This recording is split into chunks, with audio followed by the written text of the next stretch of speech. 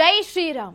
ನೀವು ನೋಡ್ತಾ ಇದ್ದೀರಾ ಟಿವಿ ವಿಕ್ರಮ. ನಾನು ಸೌಮ್ಯ ಸನಾತನಿ. ನಮ್ಮ ಟಿವಿ ವಿಕ್ರಮದ ಎಲ್ಲಾ ಕಾರ್ಯಕ್ರಮಗಳ ನೋಟಿಫಿಕೇಶನ್ ನಿಮಗೆ ಸಿಗಬೇಕಂತ ಹೇಳಿದ್ರೆ ನಮ್ಮ ಟಿವಿ ವಿಕ್ರಮ ಚಾನೆಲ್ ಅನ್ನು ಸಬ್ಸ್ಕ್ರೈಬ್ ಮಾಡಿ, ಹಾಗೆ ಬೆಲ್ ಬಟನ್ ಕ್ಲಿಕ್ ಮಾಡೋದನ್ನ ಖಂಡಿತ ಮರಿಬೇಡಿ.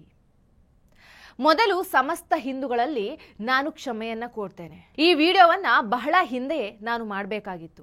ತಡವಾಗಿ ಮಾಡ್ತಿರೋದಕ್ಕೆ ನಿಮ್ಮ ಬಳಿ ಕ್ಷಮೆ ಕೇಳ್ತಾ ಇದ್ದೀನಿ. ಆದ್ರೂ ಪರವಾಗಿಲ್ಲ, ಈಗಲಾದ್ರೂ ಈ ಮಾಹಿತಿಗಳನ್ನ ತಿಳ್ಕೊಳ್ಳೇಬೇಕು. ಹಿಂದೂಗಳು ಯಾಕೆ ಛತ್ರಪತಿ ಶಿವಾಜಿ ಹಾಗೂ ಆತನ ಪುತ್ರ ಸಂಭಾಜಿ ಮಹಾರಾಜರನ್ನ ದೇವರಂತೆ ಪೂಜಿಸ್ತಾರೆ, ಯಾಕಾಗಿ ಕೆಲವರು ಆತನನ್ನ ವಿರೋಧಿಸ್ತಾರೆ ಅನ್ನೋದು ಗೊತ್ತಾಗಲೇಬೇಕು. ಈ ವಿಡಿಯೋವನ್ನ ದಯವಿಟ್ಟು ಪ್ರತಿಯೊಬ್ರು ಮಿಸ್ ಮಾಡದೆ ನೋಡಿ. ಇದು ನನ್ನ ರಿಕ್ವೆಸ್ಟ್ ಅಂತಲೇ ಅಂದ್ಕೊಳ್ಳಿ.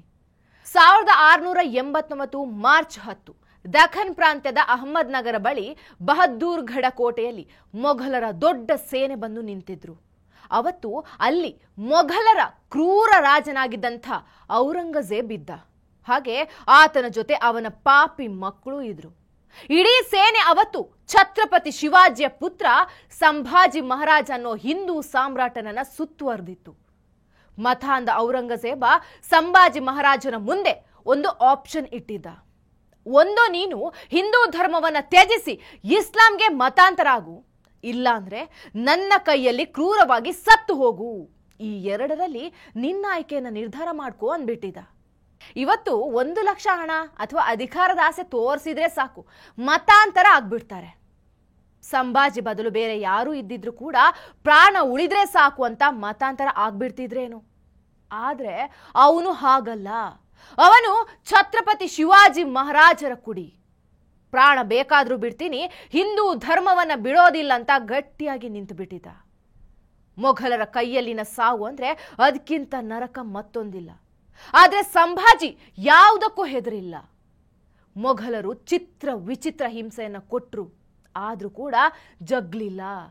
ಒಂದು ರಾತ್ರಿ ಇಡೀ ಪರಿಪರಿಯಾಗಿ ಕಾಡಿದ್ರು, ಆದ್ರೂ ಕೂಡ ನಿರ್ಧಾರವನ್ನ ಬಿಡ್ಲಿಲ್ಲ. ಕಣ್ಣು ಗುಡ್ಡೆಗಳನ್ನೇ ಕಿತ್ತರು, ನಾಲಿಗೆ ಸೀಳಿದ್ರು, ಉಗುರು ಕಿತ್ತು ಹಾಕಿದ್ರು, ಚರ್ಮವನ್ನ ಸುಲಿದ್ರು. ವ್ಯಾಘ್ರನಕ ಆಯುಧದಿಂದ ಸಂಭಾಜಿ ದೇಹವನ್ನ ಸೀಳಿ ಹಾಕಿದ್ರು. ಆದ್ರೂ ಕೂಡ ಧರ್ಮವೀರ ಸಂಭಾಜಿ ಅವತ್ತು ಮೊಘಲರ ಮುಂದೆ ತಲೆಬಾಗ್ಲಿಲ್ಲ. 40 ದಿನಗಳ ಕಾಲ ಸಂಭಾಜಿಯನ್ನ ಕ್ರೂರವಾಗಿ ಹಿಂಸಿಸಿದ್ರು. ಆದ್ರೂ ಆತನ ದೇಹ ನೆಲಕ್ಕೆ ಉರುಳಿದ್ರು ಕೂಡ ಅವರ ಉಸಿರು ಸ್ವರಾಜ್ಯವನ್ನೇ ಬಯಸಿತ್ತು, ಧರ್ಮ ರಕ್ಷಣೆಯನ್ನ ಬಯಸ್ತಾ ಇತ್ತು. ಹುಲಿಯ ಹೊಟ್ಟೆಯಲ್ಲಿ ಹುಲಿ ಹುಟ್ಟದೆ ಇಲಿ ಹುಟ್ಟೋಕೆ ಸಾಧ್ಯ ಇದೆಯಾ? ಛತ್ರಪತಿ ಶಿವಾಜಿಯ ಪುತ್ರ ಮತಾಂಧ ಮೊಘಲರ ಮುಂದೆ ತಲೆಬಾಗೋದುಂಟೆ? ಇಂಥ ಧರ್ಮವೀರ ಸಂಭಾಜಿಯ ಬಗ್ಗೆ ಹಿಂದೂಗಳು ತಿಳ್ಕೊಂಡಿದ್ದಾದ್ರೂ ಎಷ್ಟು? ಹೀಗೆ ಇವತ್ತಿನ ಈ ವಿಡಿಯೋದಲ್ಲಿ ಆತನ ಧೈರ್ಯ ಹಾಗೂ ಶಕ್ತಿಶಾಲಿತನದ ಬಗ್ಗೆ ಎಳ್ಳಷ್ಟಾದ್ರೂ ತಿಳಿಸೋ ಪ್ರಯತ್ನವನ್ನ ಮಾಡ್ತೀನಿ. ಸಂಭಾಜಿ ಮಹಾರಾಜ್ ಛತ್ರಪತಿ ಶಿವಾಜಿ ಹಾಗೂ ಸಾಯಿಬಾಯಿ ಅವರ ಪುತ್ರ. ತನ್ನ 2ನೇ ವಯಸ್ಸಿನಲ್ಲಿಯೇ ತಾಯಿಯನ್ನ ಕಳ್ಕೊಂಡಂತಹ ನತದೃಷ್ಟ. ತಾಯಿಯ ಮರಣದ ನಂತರ ಅಜ್ಜಿ ಜೀಜಾಬಾಯಿ ಆಶ್ರಯದಲ್ಲಿ ಬೆಳೆದಂತಹ ಬಾಲಕ. ತಾಯಿ ಇಲ್ಲದಿದ್ರೂ ಕೂಡ ಮೊದಮೊದಲು ಮಲತಾಯಿ ಸೊಯರಾಬಾಯಿ ಪ್ರೀತಿ, ಅಕ್ಕರೆ, ಮಮತೆಯಿಂದಲೇ ನೋಡ್ಕೊಂಡಿದ್ರು. ಆಗ್ಲೇ ಹೇಳ್ದಾಗೆ ಶಿವಾಜಿ ಅನ್ನೋ ಹುಲಿಯ ಹೊಟ್ಟೆಯಲ್ಲಿ ಸಂಭಾಜಿ ಅನ್ನೋ ಹುಲಿ ಮರಿಯೇ ಹುಟ್ಟಿತ್ತು.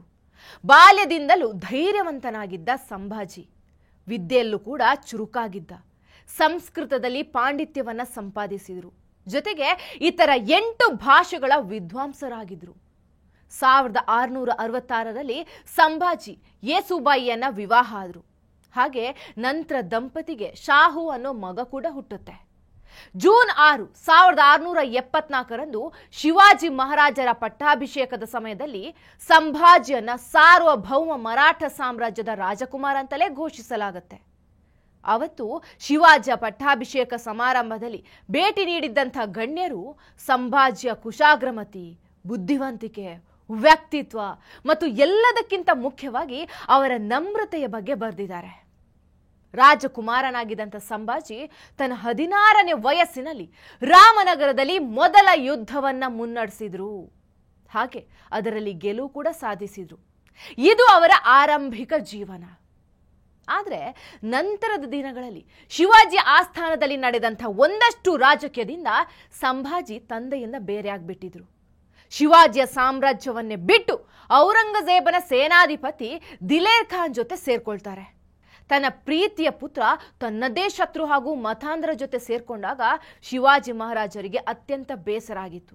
ತಾನು ಈ ಭೂಮಿಯನ್ನ ಮೊಘಲರಿಂದ ರಕ್ಷಿಸೋದಕ್ಕೆ ಹೋರಾಡ್ತಾ ಇದ್ರೆ ತನ್ನದೇ ಪುತ್ರ ಅವರೊಂದಿಗೆ ಸೇರ್ಕೊಂಡಲ್ಲ ಅನ್ನೋ ನೋವು ಶಿವಾಜಿಗೆ ವಿಪರೀತ ಕಾಡೋದಕ್ಕೆ ಶುರುವಾಯಿತು. ಇನ್ನೊಂದ್ ಕಡೆ ಮಲತಾಯಿ ಸೊಯರಾಬಾಯಿ ಮತ್ತು ಸಂಭಾಜಿಯ ನಡುವೆ ಬಿರುಕು ಮತ್ತಷ್ಟು ಹೆಚ್ಚಾಗುತ್ತೆ. ಕೊನೆಗೆ ಛತ್ರಪತಿ ಶಿವಾಜಿ ಮಹಾರಾಜರ ಮರಣದ ಬಗ್ಗೆ ಕೂಡ ಸಂಭಾಜಿಗೆ ತಿಳಿಸಲೇ ಇದ್ದಿದ್ದು ಕೂಡ ಈ ಬಿರುಕನ್ನ ಇನ್ನಷ್ಟು ದೊಡ್ಡದಾಗಿಸಿತ್ತು. ಶಿವಾಜಿ ಮಹಾರಾಜರ ಮರಣದ ಸಮಯದಲ್ಲಿ ಪನ್ಹಾಲ ಕೋಟೆಯಲ್ಲಿ ಸಂಭಾಜಿ ಮಹಾರಾಜರನ್ನ ಬಂಧಿಸೋದಕ್ಕೆ ಮಲತಾಯಿ ಸೊಯರಾಬಾಯಿ ಮತ್ತು ಬೆಂಬಲಿಗರು ಸಂಚು ರೂಪಿಸಿಬಿಟ್ಟಿದ್ರು.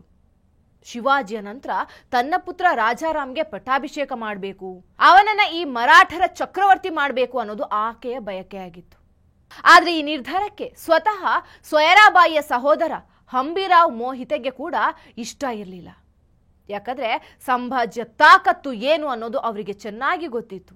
ಮರಾಠ ಸಾಮ್ರಾಜ್ಯ ಉಳಿಬೇಕಾದ್ರೆ ಸಂಭಾಜಿಯನ್ನೇ ಚಕ್ರವರ್ತಿಯನ್ನಾಗಿ ಮಾಡಬೇಕು ಅನ್ನೋ ನಿರ್ಧಾರಕ್ಕೆ ಬಂದ್ಬಿಡ್ತಾರೆ. ಅಲ್ಲದೆ ಶಿವಾಜಿಯ ಮರಣದ ಸಮಯದಲ್ಲಿ ಮಹಾರಾಷ್ಟ್ರದ ಮೇಲೆ ಔರಂಗಜೇಬನ ಸೈನ್ಯ ದಾಳಿ ಮಾಡುವ ನಿರೀಕ್ಷೆ ಇತ್ತು. ಇಂಥ ಸಮಯದಲ್ಲಿ ಸಂಭಾಜಿ ಮಹಾರಾಜರಂತಹ ಬಲಿಷ್ಠ ನಾಯಕನ ಅಗತ್ಯ ಮರಾಠ ಸಾಮ್ರಾಜ್ಯಕ್ಕೆ ಇತ್ತು. ಆದ್ರಿಂದ ಹಂಬಿರಾವ್ ತನ್ನ ಸ್ವಂತ ಸಹೋದರಿಯನ್ನ ಬೆಂಬಲಿಸದೆ ಸಂಭಾಜಿ ಮಹಾರಾಜರ ಪರವಾಗಿ ನಿಂತು ಬಿಟ್ಟಿದ್ರು.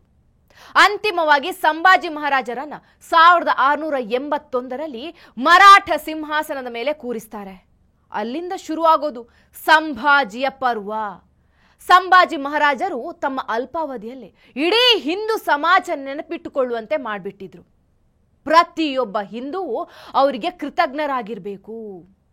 ಸಂಭಾಜಿ ಔರಂಗಜೇಬರ 8 ಲಕ್ಷ ಬಲಿಷ್ಠ ಸೈನ್ಯವನ್ನ ಧೈರ್ಯದಿಂದ ಎದುರಿಸಿದ್ರು. ಹಲವಾರು ಮೊಘಲ್ ಮುಖ್ಯಸ್ಥರನ್ನ ಯುದ್ಧ ಭೂಮಿಯಲ್ಲಿ ಸೋಲಿಸಿ ಅವರನ್ನ ಹಿಮ್ಮೆಟ್ಟಿಸಿದ್ರು. ತಂದೆಯಂತೆ ಮಗ ಕೂಡ ಒಂದಷ್ಟು ಕಾಲ ಔರಂಗಜೇಬನ ನಿದ್ದೆ ಕೆಡಿಸ್ಬಿಟ್ಟಿದ್ರು.